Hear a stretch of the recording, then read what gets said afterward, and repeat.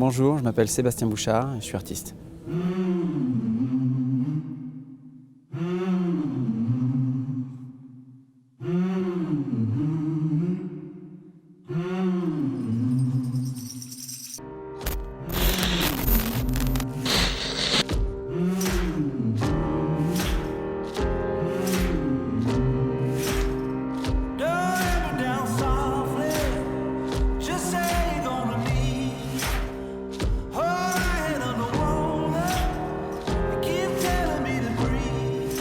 J'ai commencé par une école d'art et puis j'ai arrêté en fait, parce que les difficultés ont fait que c'était pas évident de continuer. Et donc je me suis lancé dans le graphisme et arrivé un peu au bout de cette expérience, je me suis remis à la peinture avec une espèce de background de graphiste.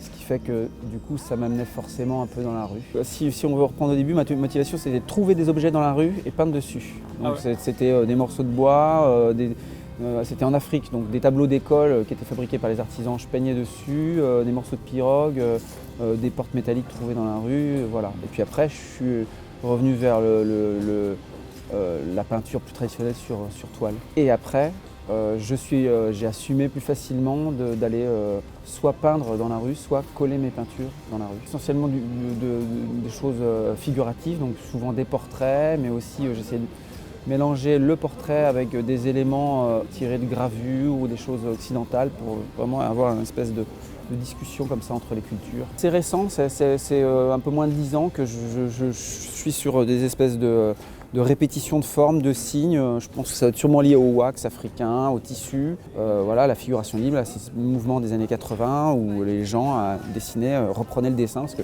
ça a été un peu abandonné. Avec des couleurs franches, avec des couleurs sans avoir peur de la couleur. D'ailleurs, parfois, ça fait peur la couleur. Hein.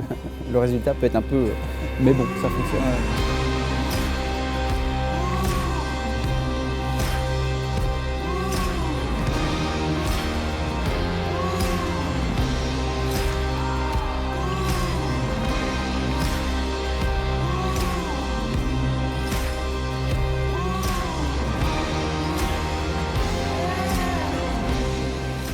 L'idée, c'est souvent, hein, c'est de provoquer un peu le regard du spectateur avec différents jeux de plans. C'est-à-dire que le plan coloré et la lumière du visage interagissent et on ne sait pas ce qui est devant, ce qui est derrière. Il y a un motif, il y a des patterns, il y a comme une tapisserie, et puis soit la lumière du visage, soit l'ombre du visage vient uniquement. Et donc du coup, le spectateur est perdu. Il ne sait plus ce qui est devant, ce qui est derrière. Ça doit être sûrement mon passé de graphiste. C'est une déformation Photoshop sûrement. Alors j'essaie de faire du Photoshop. Voilà, sauf que c'est du Photoshop réel presque, quoi. C'est ce que l'ordinateur est capable de faire, je dois être capable de le faire. J'ai 37 ans que j'ai une relation comme ça privilégiée avec l'Afrique.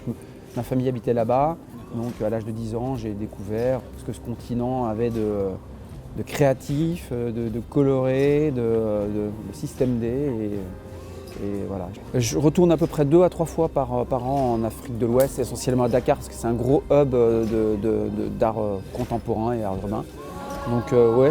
Et puis donc je fais souvent des expositions traditionnelles et en parallèle, je vais coller dans la rue, dans les quartiers populaires ou même en brousse, dans les petits villages. Il y a des bonnes expériences comme ça, de lieux qui prennent vie.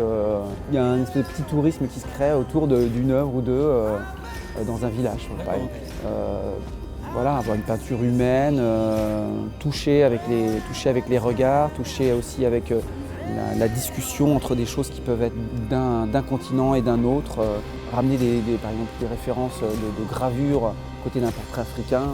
C'est des choses qui m'intéressent, de faire dialoguer les cultures. J'aime bien laisser aux gens la possibilité d'inventer des histoires. Et même moi-même, j'essaie de ne pas m'enfermer dans un scénario trop décrit, trop écrit même. Je trouve des choses, je sais que ça va dialoguer ensemble, ça va faire une histoire et que les gens vont aussi pouvoir inventer des scénarios. Je ne veux pas aller vers quelque chose de trop analytique.